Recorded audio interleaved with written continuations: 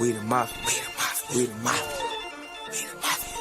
We the mafia. We the mafia. Bills mafia. Bills mafia. We the mafia. We the mafia. Bills mafia. Bills mafia. We the mafia. Bills mafia. Bills mafia.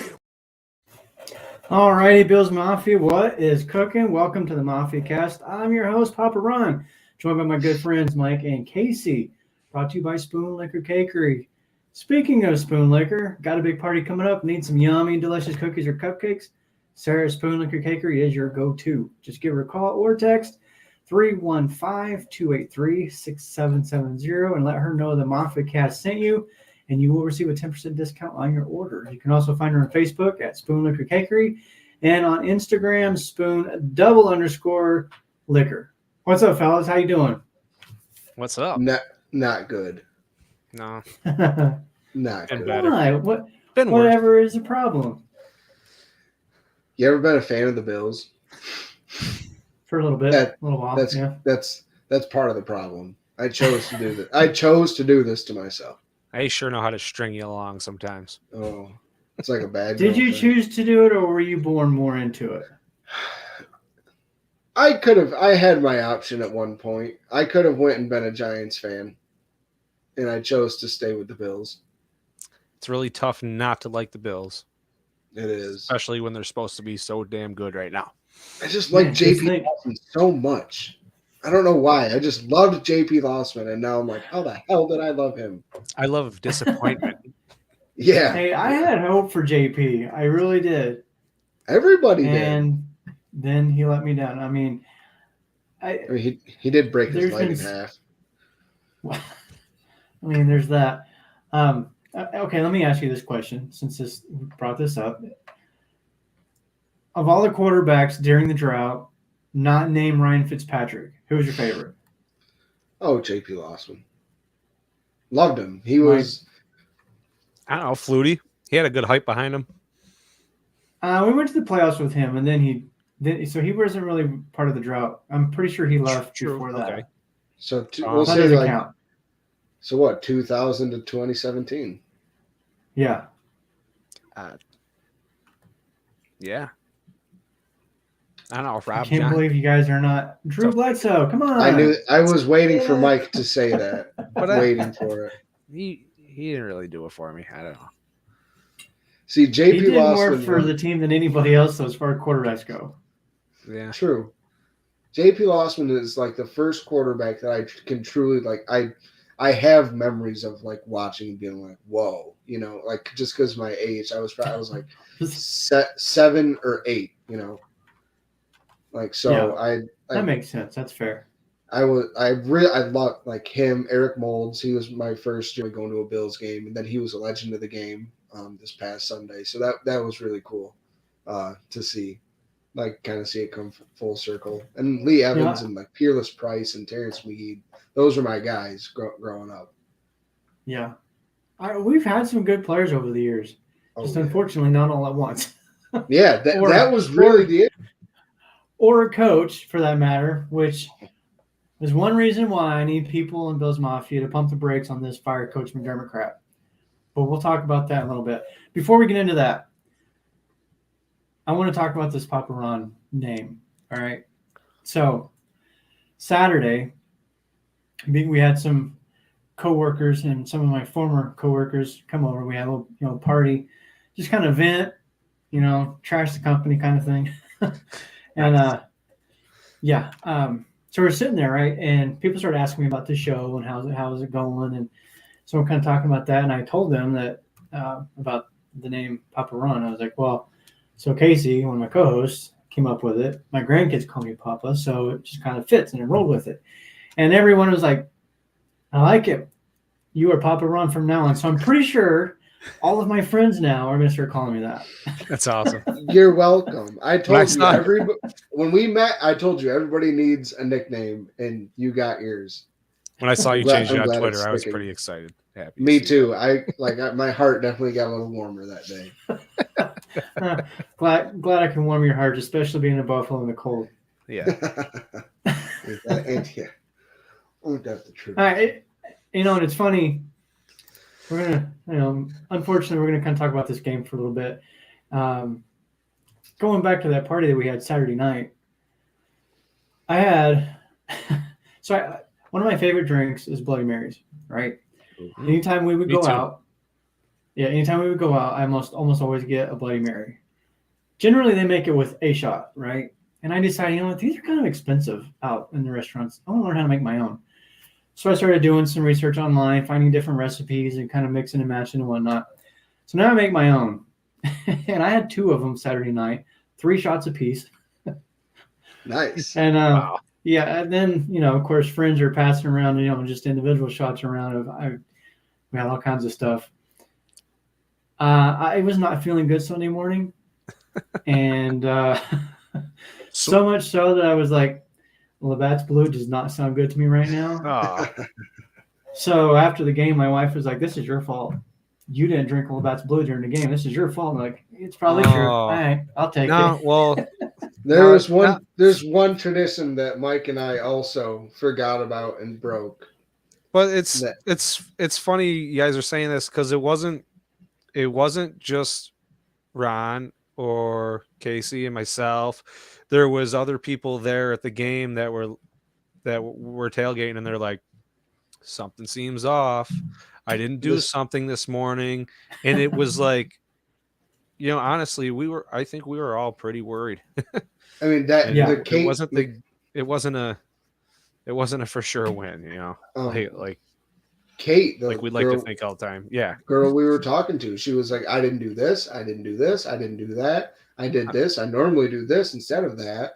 And I'm like, we all stop. started listing it off. We were like, yeah, I didn't do this, I didn't do that. I got home and I told you, I was like, I didn't see Brother Bill's wake up video. That was the first time I've missed it since I found him. Like it was just, it felt like there was something going on that day. Like I really wish you could have been there in person, Papa. Yeah. Like it was. So I don't even it think was, it was Even just in my house. team or the coaches. It was we were all off our game, I guess. I don't know. The Bills and Bills Mafia Superstitions were or off not. their game. But man, it was definitely weird. I was trying to talk myself all weekend to believing that the Bengals' offensive line problems would be something the Bills could take advantage of. And I was on a couple of different podcasts talking about the Bills, and I cited that as the reason why the Buffalo can win this. But deep down inside, I just had a feeling like they're not going to be able to. Like, I don't know what it is. Like, you look at the Dolphins the week prior, they had a beat-up offensive line, and we didn't really take advantage of that either. Like, we should have destroyed Skylar Thompson. And I don't know the exact numbers as far as the sacks, but there wasn't that many, I don't believe. And so they didn't take advantage of it. There was no pressure. In fact, I think I read today they had 5 total pressures on them. That's crazy. It was weird. Like it seemed like he had all day in the pocket to throw at that game. Like it seemed like everything was in just complete slow motion for the Bengals offense. Yeah. Yeah. And or he could step up in the pocket and he could either run or step up and make the throw right there. I mean and then Josh Allen had minimal time, 0 time at all to throw the football. It was crazy. Yeah. Yeah. And we're gonna kind of get into a little bit of the talk with about the offense and this offseason now that we're officially in it. But even from the defensive line that got no pressure to Milano and Edmonds that looked like they were off their game, missing tackles, to the secondary, guys were running wide open. Like, I know they're a good receiving core. They're probably, you could say they're one of the best, if not the best, but come on, we don't have a bad defense. We don't have a bad secondary. And those guys were like 10, 15 yards open. Like, I don't get it. It didn't make any sense. Flip it over on the other side of the ball. On the offensive side, same thing. Like you just said, Allen was running for his life almost every drive or every play. Like, you could sit there and watch the edge rushers within, a half a second. We're already past the tackle. Untouched. And collapsing. Like it was baffling. Allen was off his game. He missed some throws. Albeit, I will say, all things considered, I thought he did play pretty well still. He didn't have any turnovers until the late interception, when at that point he was just trying to make something happen. Yeah, he was just trying to put points on the board. Yeah. Yeah. At what point in the game, maybe it was right at the kickoff, I don't know, but what point were you guys like, yeah, this isn't going to end well? Like I'm one of those like game ain't over yet. There's still plenty of time, but there was a point in this game for me when I was like, yeah, I don't think we're getting this one. And was there a moment for you guys? Mike, I you can remember go there first. being somewhere around 13 minutes left in the fourth quarter, and I still thought we were going to pull it out. We had plenty of time left, and it just ticked and ticked and ticked until it was gone. And just Yeah, because we weren't nothing. really that far behind. We came up empty. Right. Couple possessions. I'm like, make one key stop and make one great drive, and I don't know, we're right back in it, and then do it again. I don't know. But yeah, really the whole game until like I said, the fourth quarter. Then it got down to 7-6, 5 minutes, and it was like, yeah. What about you, Casey? Mine was when they didn't kick the field goal on 4th and 6. Oh yeah, yeah. And I told Mike, I was like, that's the game. You're down 3 possessions. Yeah. One of them basically has to be a field goal, and you chose not to take it. Like with 7 minutes left, there's 7 minutes. That's enough time. And I agree. They chose not to take it, and I just don't understand why the offense wasn't clicking. Why wouldn't you take the points that are being handed to you? Yeah. Mike kept saying as we were walking out, if you don't trust Bass now in December or in January, what you don't deserve to be here. Yeah. And he was right. If you're not going to trust Bass to kick in the snow in that game, well, you don't belong there, I guess, because sometimes that's what the game comes down to. You got to put the trust in your guys, and we needed 3 points. I don't think it was necessarily a trust. Not trusting the kicker. I think it was just a decision to over trusting the offense. We need something big.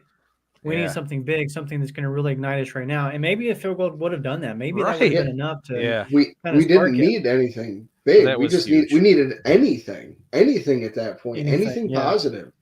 So there was nothing. I mean, it was stagnant.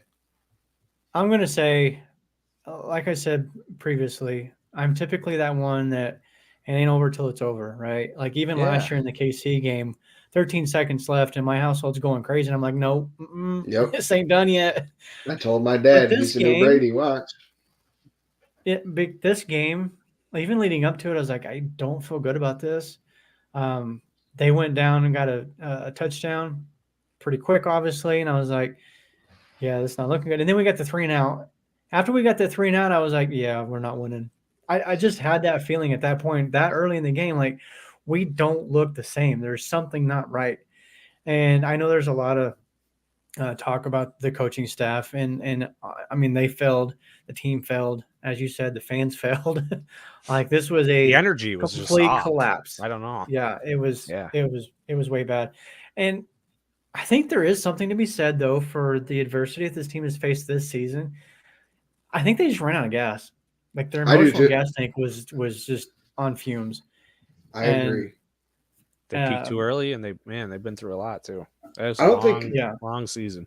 I don't think it was necessarily they peaked too early. I think it was more so this shit takes a toll on you, man. On the field, off the field, I mean, it's on a regular season, on a regular season. Add on all the BS that has gone on in Buffalo in the last 365 days. I mean, on top of everything else, the injuries and just, like Ronnie said, they just ran out of gas. And I don't blame them, I mean, did we expect more? Did we expect a Super Bowl? Yeah. But it's like, God damn it, man. Like you kind of got to understand it and get it, Yeah. A lot of people don't. Well, and we're going to get, I'm actually kind of looking forward to the off season, not because the football season's over. Obviously, I would much rather still be playing, of course. But years past, I hated the off season. Like, this is so boring. This, that, whatever. I can't wait to get to season. But since I started doing the Bills content and sports NFL content in general last year, the off season has actually been kind of fun. Like, I get to talk to people, about what's going on with this team, that team, my team. I get to do mock drafts. I get to talk about free agency. And, even if nobody wants to listen. At least the two of you are listening. Yeah. So, so Half it's the time. actually fun. But it's stuff that Yeah. your average fan might not think about, all the time. Yeah. And now, Yeah, and just like you said, get more involved now, and I'll definitely be following a lot more this offseason, not just waiting for games to start again. Yeah, and that's how I've always been in the past, but now I really take an interest in things like the Senior Bowl and the draft, the mock drafts, and Mel Kiper's mock draft 1, 2, 4, 29, 30, all the way. And that's one of the things that we're going to kind of get into going forward this offseason is the draft. So when Kiper comes out with his, almost weekly mock draft, we'll take a look. Whoever it is he picked, we're going to take a look at that player and we're going to kind of talk about him, because I know a lot of times for maybe the casual fan or the big NFL fans that don't really follow college football, they may not know these names. So we'll kind of break those down for our fans throughout the summer. And so this guy is being projected at Buffalo. Here's his story. Here's what he's about. Here's his 40. Here's where he's from, his stats in college and things like that, and kind of give our opinion. So I'm looking forward to doing all of that as well. And of course, providing our own personal mock drafts, which can be a lot of fun and difficult. If you try to mock a whole first round, that's hard. Can you guess who the Bills are going to take in the second round in my first? Sean Tucker. The second round in your first, what do you mean? Or the second round in the draft. In your first mock draft. Yes. Oh, okay. I'm following you now. I would have guessed that had I thought about it, but I have not been following college enough. So I'm going to go Sean Tucker. I'll be put to the test this offseason. It'll be fun getting into it. Yeah, you're going to learn some stuff about some of these other college footballs and the players and stuff. Yeah. Is it Sean Tucker, or was that your second round pick? Yeah. Yes. Oh, yeah. Zay Flowers is the first. Yeah, which I saw something today. He was not invited to the Senior Bowl. He wasn't?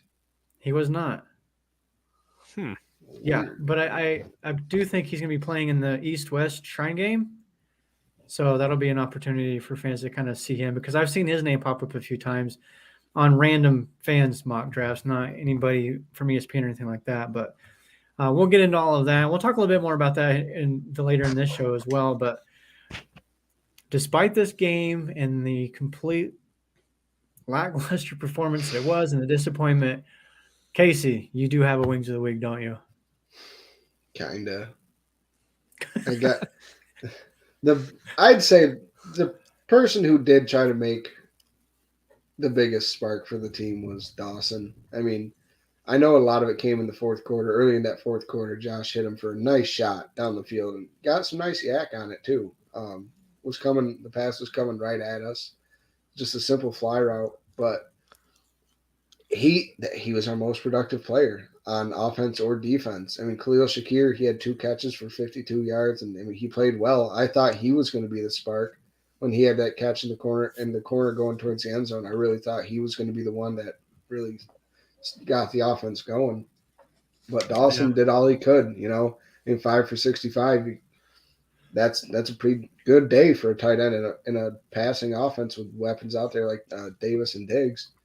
So, he's been so consistent for weeks. Yeah, he has 6 touchdowns, over 500 yards on the season. I mean, it was off to a slow start. I mean, he had to adjust being in this new offense, so Ken Dorsey had to learn how to use him. But finally, it started clicking, and Josh found him in the end zone a couple times. Which and what you just said, Dorsey finally learned how to use them, gives me hope for the future. So we're going to talk about that again a little bit later.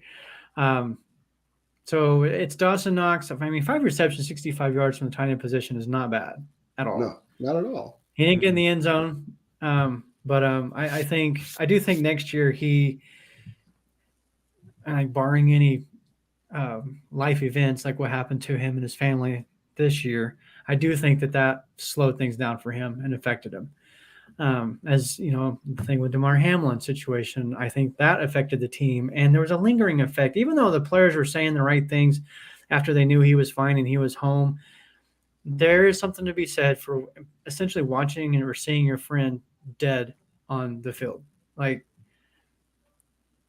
you can't really describe how that would make somebody feel. And I think that was visibly rattled. They all were on TV. Yeah. Seeing. So It doesn't Wings of just the go Week to us, away. no, it doesn't. I mean, that's a site that they're going to see for the rest of their life. That's an image Yeah. that they'll never be able to get rid of. Yeah, they don't just Um, stop thinking about it. Now, real Yeah. quick, what's your opinion of him going to the game? We're not and real quick, we're also not going to get into all that clone BS. We're not doing that. Oh, the conspiracy theories abound. That's crazy. It's some dumb stuff, man. It is. You're asking our Um, thoughts on him being there? Yeah, like, do you guys think being like, at the game?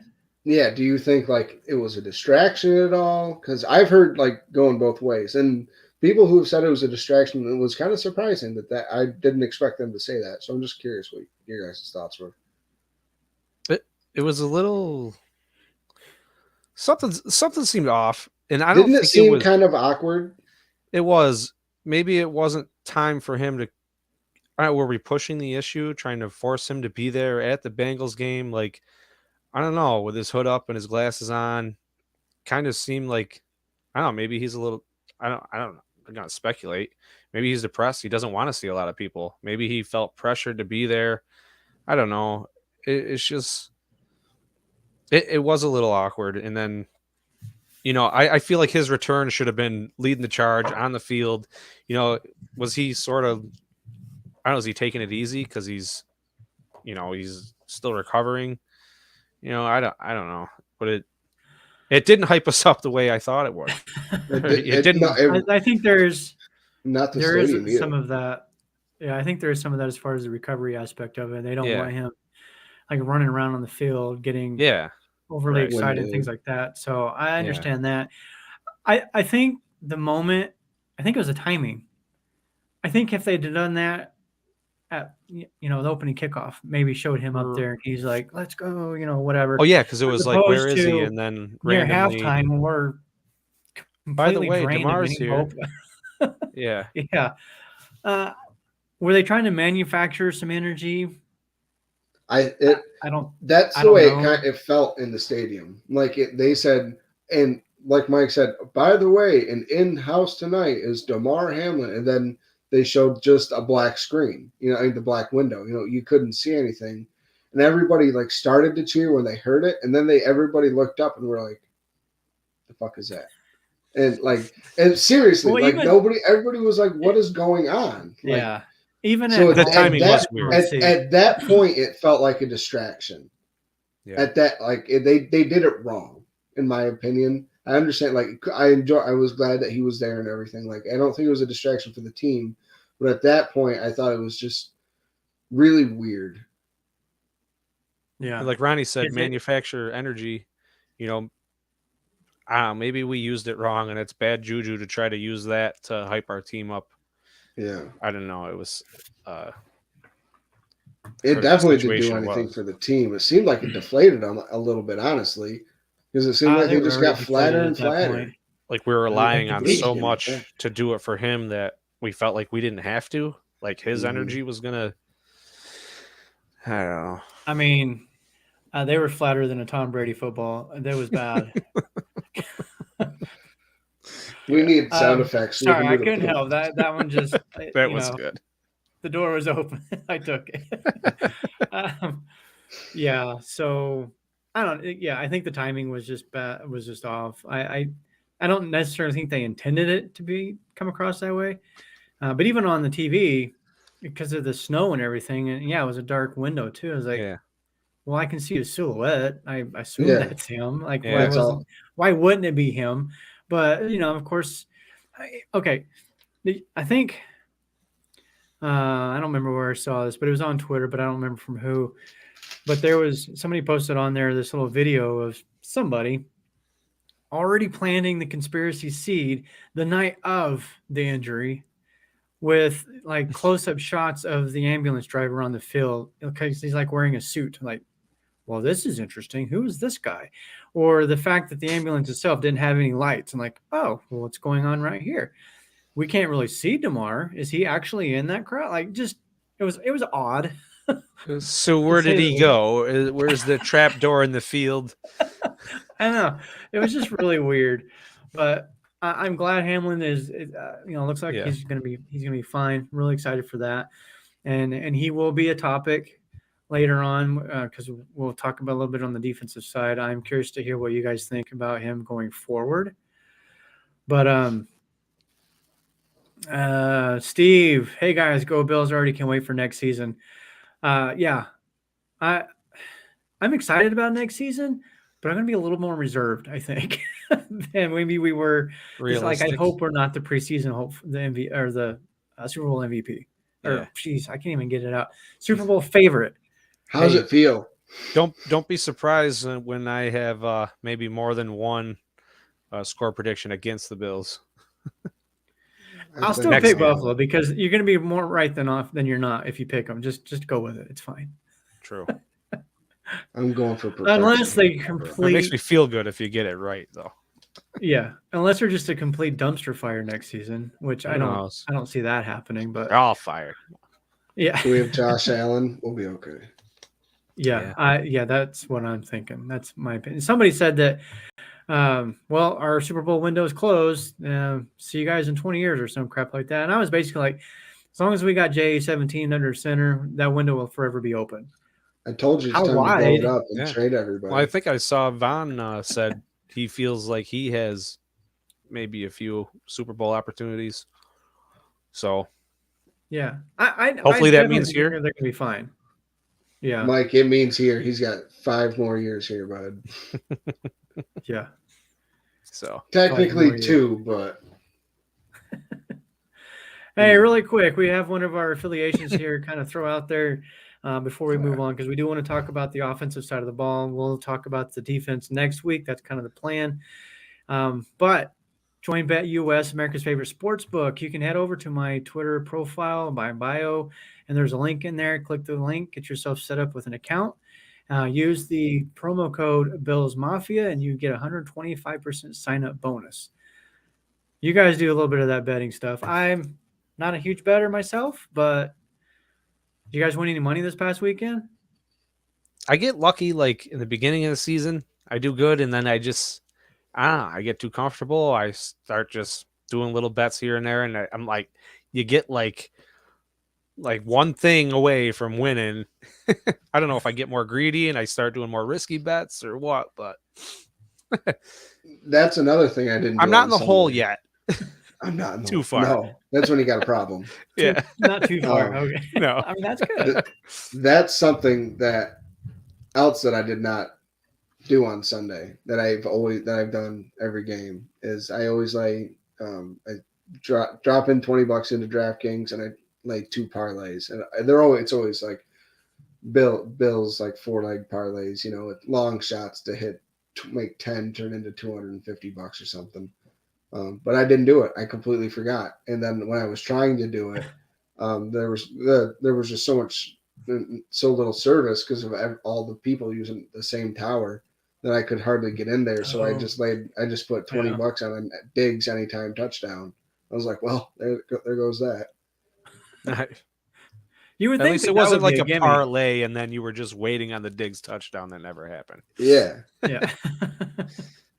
Yeah. Well, I would probably do more of that. And I used to do the DraftKings stuff, but of course, being in Idaho, it's not legal here.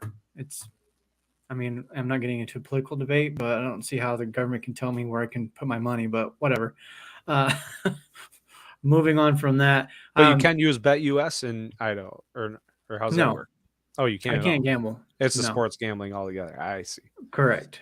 Yeah. It was New York before a year ago. Yeah. Right. So That was just I think FanDuel. eventually that'll change. I mean, maybe Idaho will catch up with the rest of the country at some point in the next 50 years, but so going back to Could the always Josh move here. thing, I could get the rest of the family to convince him to do that. If the right Josh shows up in the playoffs, we can beat anyone. So this is a good lead into our discussion with the offense. I know, Casey, you've got some thoughts on the offense from not just this game, but the whole season. And I've got some thoughts, of course, and Casey too. But I don't necessarily. I mean, was there 2 different Joshes this season?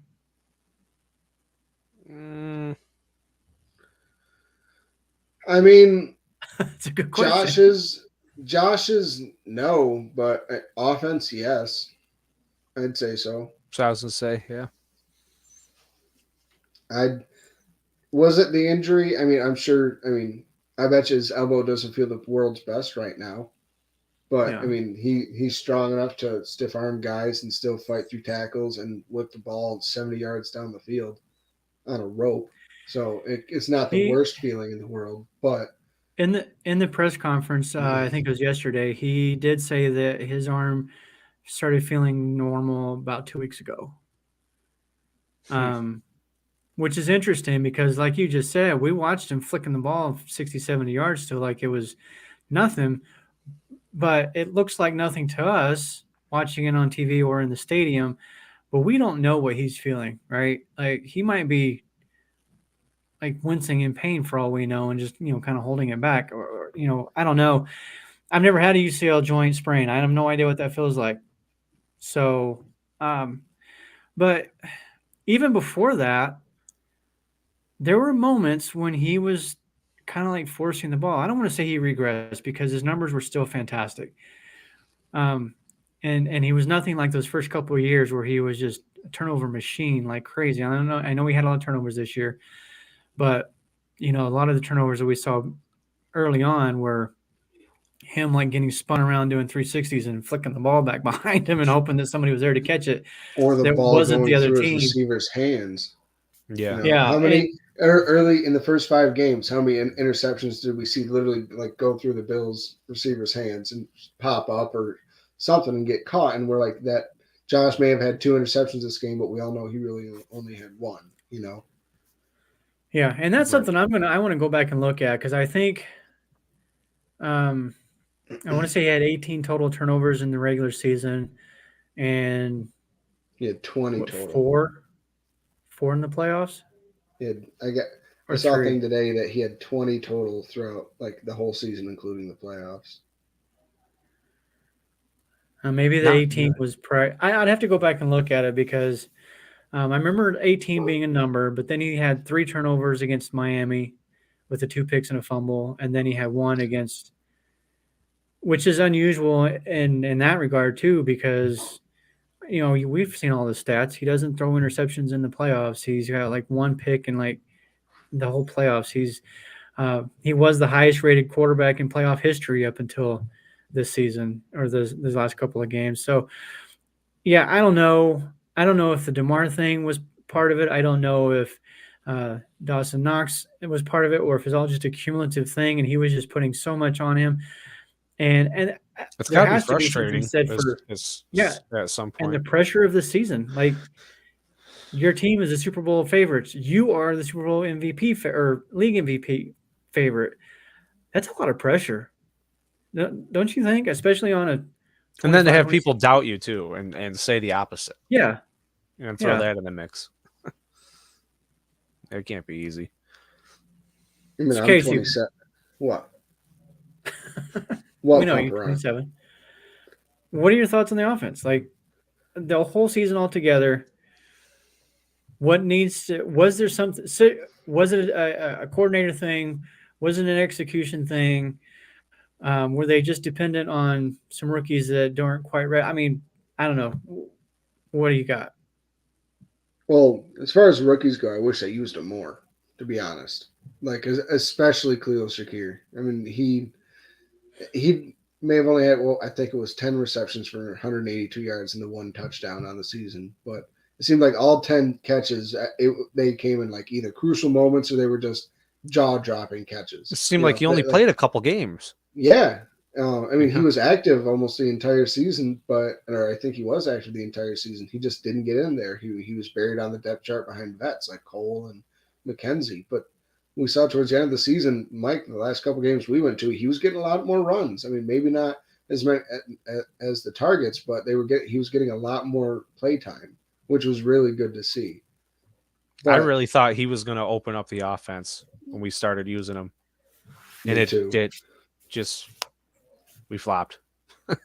Do you think the signing of Cole Beasley slowed that down? Khalil Shakir Slowed down the usage of Shakir? I don't know. I think Cole Beasley was just a replacement for McKenzie. Just needed You some know, depth, and he was there. I like what you said a while ago, Casey, as far as trusting the rookies.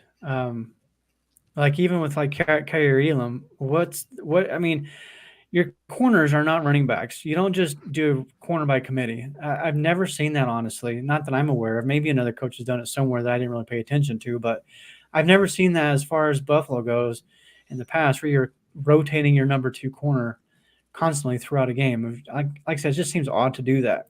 And then you plug in Benford early in the season. You had three guys that were going on and off the field. Like you drafted Kyrie Elam as a number one, your first overall pick uh, in the first round. You got to play him. And if Benford, even though he's a rookie, if Benford's out playing him, play Benford. Like I don't. It made no sense to me to be constantly flip flopping those guys. And I think that part of it kind of slowed their development. And then with almost the same thing with Khalil Shakir, we saw him make plays, and he was constantly getting rotated out. Early on, it was him, McKenzie, and Crowder. Like I don't know. I'm not a big fan of the rotation. Same thing with the defensive line. And again, we'll talk about that next week. But I just don't like the rotation. Your best guy should be on the field. If they make a mistake, that's fine.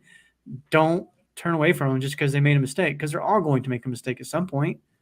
Right. But now, you talk about, you get your best player in there and you keep them in there and not rotate them out. But, maybe the best player isn't necessarily the best player for that spot in our offense. It doesn't work quite right there. So, I don't know, like we're rotating through, just waiting for it to click and getting all the pieces in place, and it never quite clicked exactly where we needed it to. I don't know. I feel like it's still a toss-up right now. Yeah. So to Steve's point, some of the play calls were really good. I think the timing of the play calls were questionable. Do you guys think that Dorsey's a problem, or is he learning kind of on the fly? And Well, some he'll be people could better. say that him learning is a problem. But we can't abandon him, and it's the offense we've been running, and we could run with it. I guess, but I don't think all hope is lost for him. Like you said, it's a new thing. They tried different things here and there. I don't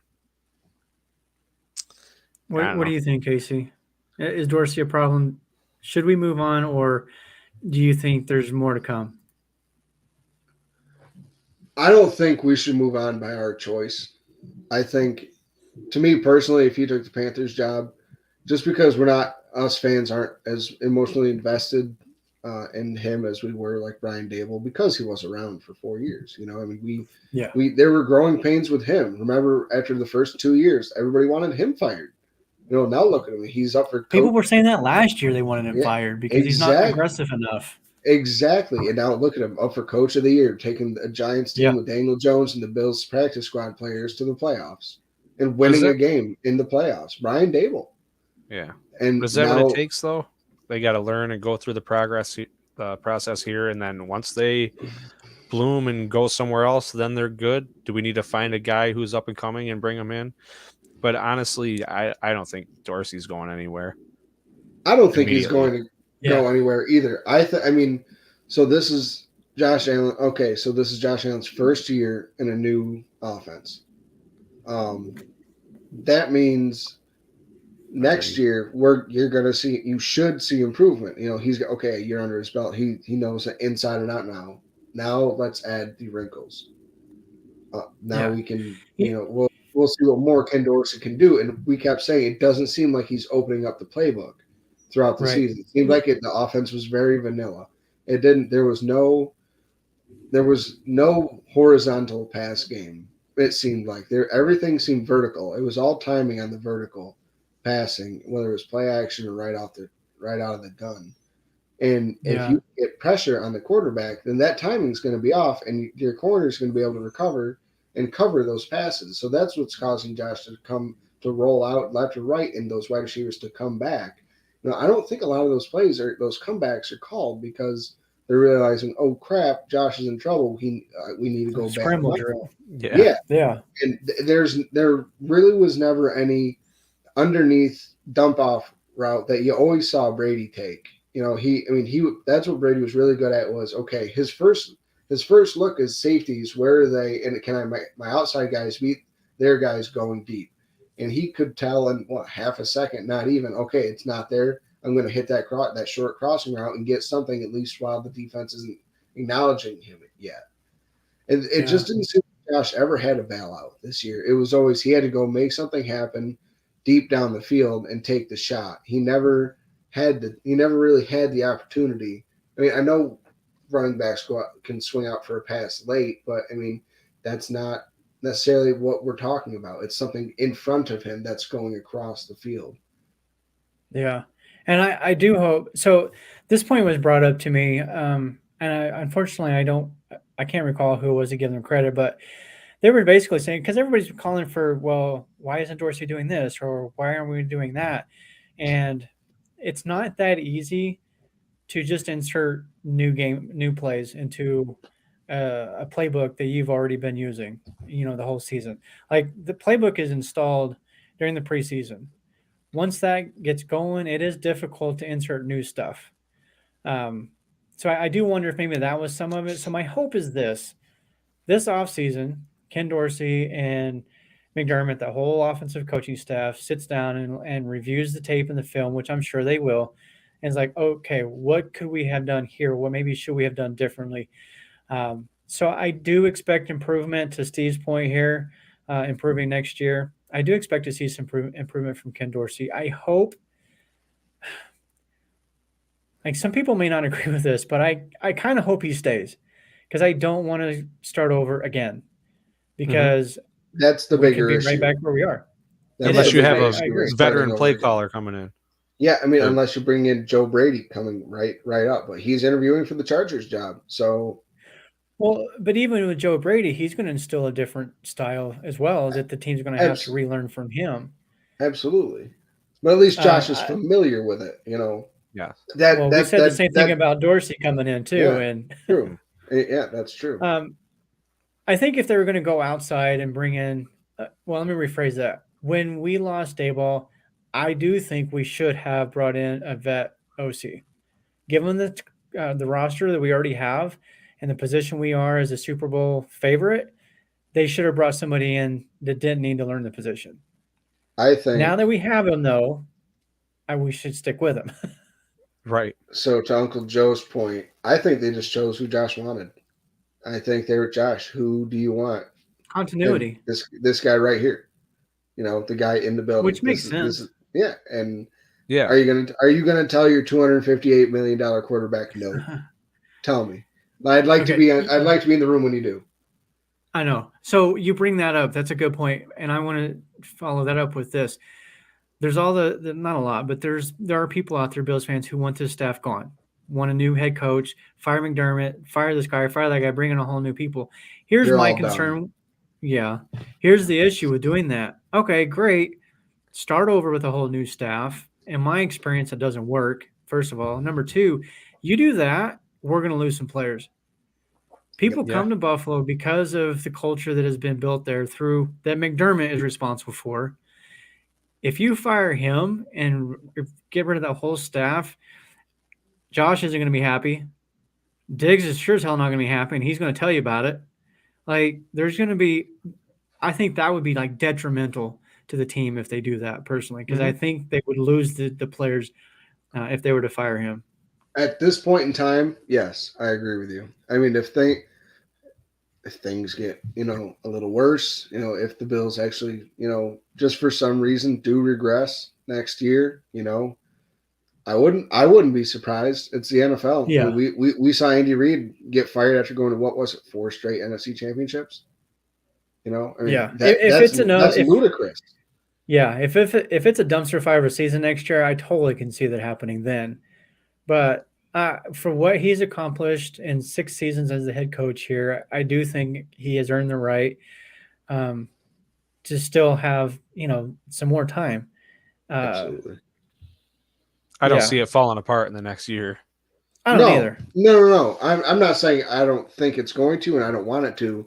I'm just saying if it did, I wouldn't be shocked if the Brewers think were we like, just need- hey, we have to move. We need a new flavor, basically. You know. I think we just Yeah. need a few more pieces, a few more players, key positions, and Mike, what did you keep telling me when we were leaving the game on Sunday? What did we need a new one of? I think we need a receiver. I think we need a receiver too. But you kept saying I want an entire new offensive line. Yeah, I was pretty upset. They were getting after Josh bad, but honestly, yeah, it's not the strongest O line, not at all. I mean, No. and that's like I like Dawkins and Brown and all them guys. Morris is good, but they're just not. I don't think they're there. They're not the top players of that position. They work for us. They win us games, and they can make it happen. But I don't know. But they're young too. There's still there's that. So particularly Spencer Brown. Yeah, he's only year 2. Right. Well, they're talking about even moving them inside, maybe. Well, think about this. So Roger Saffold came over, and he was a starting left guard. I mean, he's been cemented in there in the NFL. When Ryan Bates came in last year and our line took off, started playing very well, it was left guard. This year they brought Roger in to play left and moved Ryan Bates over to right. So he was learning a new position. I mean, he was kind of like the swing guard and center, if you want to say that, but last year, but he mainly played the left side. So it was he was learning a new position. We had a new player in Roger Saffold. Spencer Brown was now supposed to be the full-time starter, but again, due to injury, he couldn't. And Dave Quessenberry, another Titan that we signed in free agency, had to come over. And Deion Dawkins. I mean, Deion is good. I love Deion. I mean, he's the man. I mean, he is such a good locker room guy. But can you improve off Deion? Yeah, I think you can. I think you can improve off Deion. I mean, he's not the world's best tackler. He's good, yes. Does he get the job done? Yes. Does he get it done all the time? No. He gets caught dragging his feet a lot. I say he's a top 10. And that's honestly, that's not saying necessarily that's that much. Because the left tackle position, it's almost like a skill position. Like you've got to have a guy there. So to say somebody's in the top 10, I mean that's only 30% of the player. That's 30% but of at the same time, you got the rest of the league that's got terrible left tackles. I like Spencer Brown. I think he's still learning. I think he still has a pretty high ceiling, and I'm not crazy about Saffold. I think he's got to go.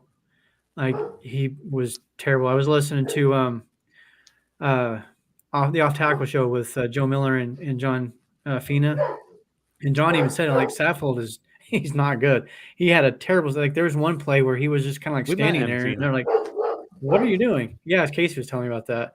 Cool. I'm not sure what I think about Ryan Bates. I feel like he's a guy that's just kind of been around the team, for a long time. He's kind of grown into the role a little bit, but I don't maybe above average. I'd like to bring him back over the left side, and then get a true right guard in there. I'd like another veteran on the offensive line. Do you think Spencer would work on the inside? I do. Here's the thing with Spencer. The problem is he's light. He's not huge. I mean, he's tall, but he's not super heavy. But if you're pulling or something, I mean, you'd like to have a little speed. Or be a little faster. Yeah, well, he's like what, 6'7"? Yeah, and that's almost too tall to play guard. I mean, you get those guys. Aaron Donald's 6'1". Ed Oliver. I mean, 6 foot, 6'1". I mean, getting low, exactly. I can't wait to talk about Ed Oliver next week. Just a little teaser right there. I'm just gonna say I'm not happy. But are we gonna fight over Ed Oliver? We might. We can throw hands through the computer, pop around. Stop. Uncle Joe here. The same staff that went 1-15 with the Cowboys also won the Super Bowl within 3 years.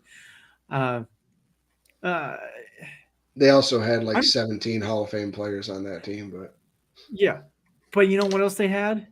a One of Hall the of Fame best coach. offensive lines, one of the best offensive lines in all of football in the history of the game.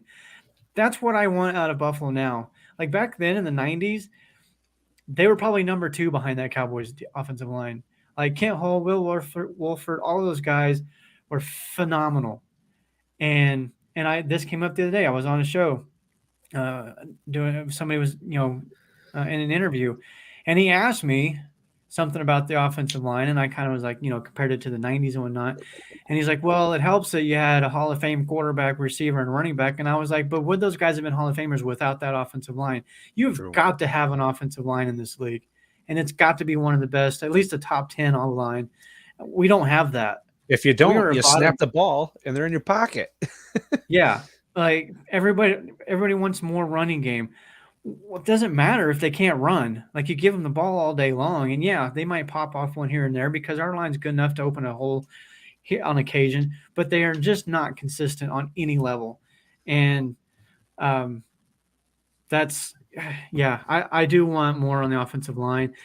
Mitch Morris, even I do like Mitch Morris as a pass protector, as a center. He's a good communicator, good leader, but I don't think he's necessarily a powerful guy that can really stand his ground in the middle of that offensive line. Like the interior of our line, I just don't feel like it's that good.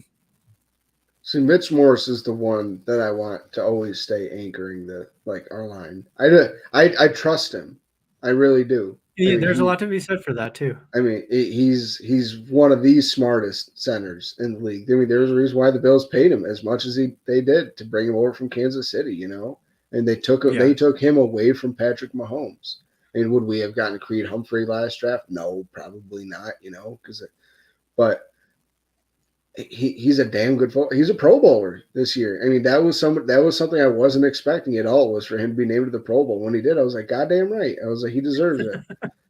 Um, yeah. I mean, there's just I other think good centers out there. he's one of the better offensive linemen that we have. It's just I don't know. I just want to see a line that just controls the line of scrimmage and dominates because um, one of the points that has been made with Josh this season is his propensity to leave the pocket early. And I do think that that's because he just doesn't trust the line to protect him long enough for him to find the open guy. And he feels like in his mind, and now it's almost like muscle memory where, okay, I got 2 seconds or I'm out. And if the guy's not open, my first read or two is not there, I got to roll out. And there are times when they are actually protecting him and he does have time, but it's almost like that internal clock that you hear about people talk about with quarterbacks is sped up because he just doesn't trust the line. I I agree. I mean, every single word you just said, I agree. Y- So He's never going to say that. And that's no, what makes him a leader. But but I mean, it's not hard to notice. I mean, there was times when we thought, and just in the last game, we thought. I mean, there were plays when he missed Diggs wide open twice. I remember watching. He had Diggs open for touchdowns, and he didn't throw them. And I think, and it was because he started scrambling. He took off. If it's like if he just waited that eighth of a second more, he could have hit that. He could have seen Diggs hit him and put points on the board. But that O line being so shaky and as inconsistent as it is, he didn't know A, if, or B, when it was coming. The pressure was coming. So he's like, I just got to go. We were talking about it yeah, before the show. I said he was just protecting. He just is protecting himself. Business decisions. He's a big dude. He can take a lot of hits, but not all of them. Yeah. I think the hits this year really started to wear on him, though. Yeah. I think this year he was like, all right, like that one actually kind of hurt a little bit. Yeah, which again contributed to the flat performance last weekend. Well, he's This getting is a good older. segue into the our offseason wish list. Um, I think I made it clear. My wish list is let's do something with this line. Like at least the 2 guard positions. I do want upgrades there, like Yep, I agree. significant upgrades. Like I I do would like like. Ryan Bates, and I think he's an okay lineman. But in this league where they spend millions and millions of dollars on defensive lines, you've got to have elite guys on that line. And Bates isn't that, and neither is Saffold. Saffold's well past his prime. Maybe a few years ago he would have been fine, but yeah, not now. I would like to just. I mean, we have to keep Bates 3 years, $17 million, but I just want him over on the left side, his natural position where he played the best.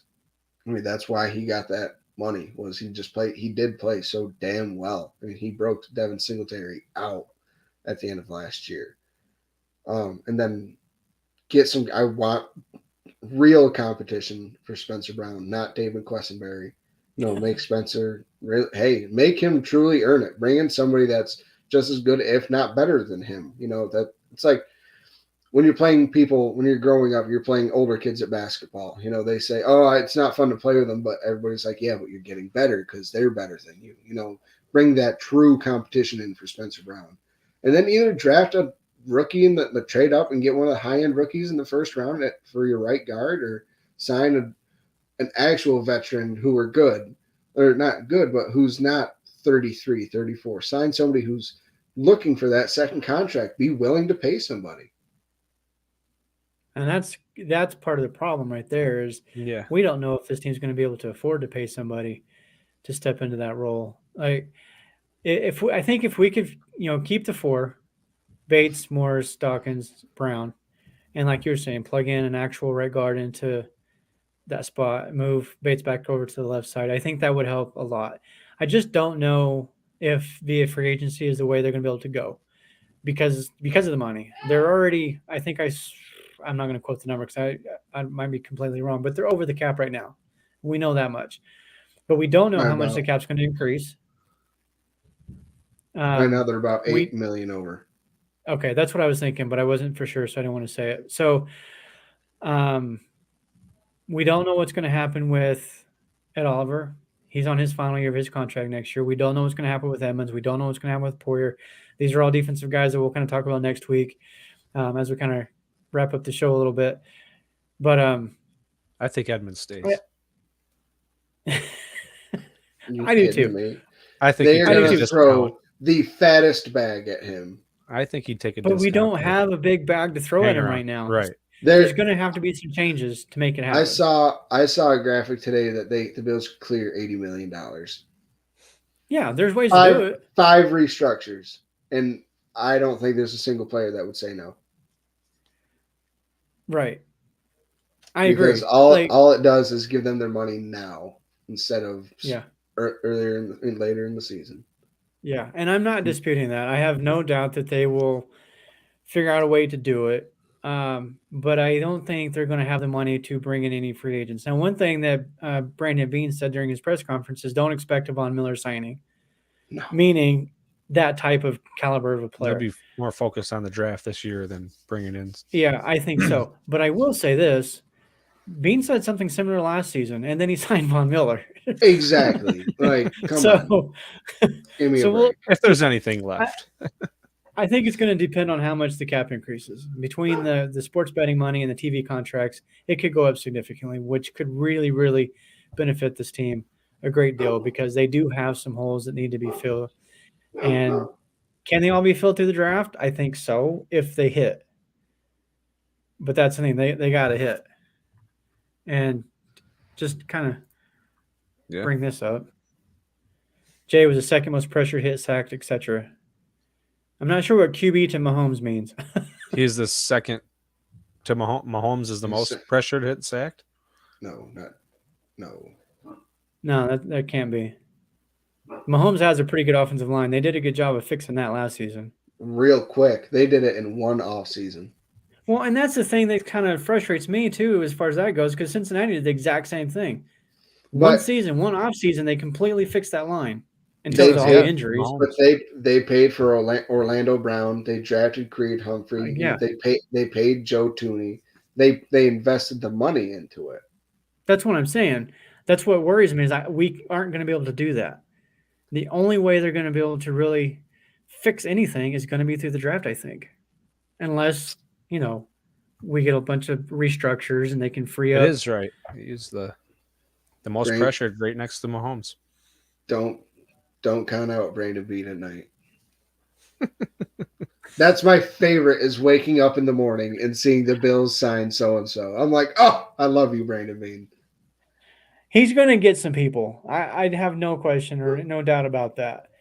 I just we got to wait to see what the salary cap's going to look like. We got to wait to see just how many of these restructures they can get done. Like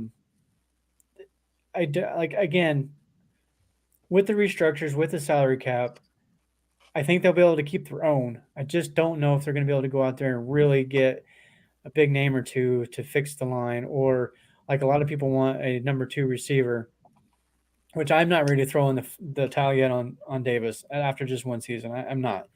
I still have faith in him. And then Khalil Shakir, he's going to be, second year next season. Jameson Crowder has already said he wants to come back. Like, I don't think we need to worry about the receiving core. If you fix the line, Allen will find those receivers. I would still like another receiver. Because after Shakir, who we got? Gabe Davis, Stephon Diggs, Jameson Crowder. I just named them. The top 3 after Shakir, who we got? Not Jameson Crowder.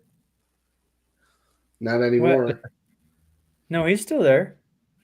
I thought it was a 1-year deal. Well, it is, but he's already said he wants to come back. Oh, man. Everybody wants to come back to Buffalo. Might not have. Probably well, won't have. Joe wants Allen instead of Dak. Well, who wouldn't? Who wouldn't? But I'm saying, so right now we have Davis, Diggs, Shakir. Well, not even necessarily McKenzie. He's a free agent. I'm sorry, he can go. I like him, but it doesn't do it for me. Yeah. So we need to fill the wide receiver room. We have to.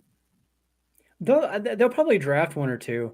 I just don't think we need to try to go out there and spend mega bucks on another receiver. Well, have you seen the receivers that are coming up for free agency this year, though? I mean, there's nobody. I have not dove into the free agency. There's always OBJ too.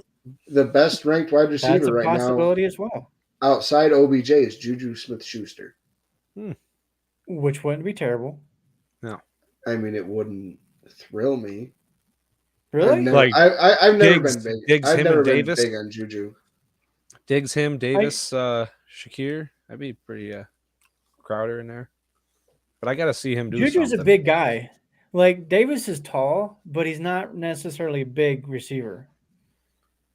Juju is. That dude's thick. Gabe Davis. Gabe's got to clamp that ball down. Yeah, he needs stronger hands. Well, and my thing with Davis, those hand things.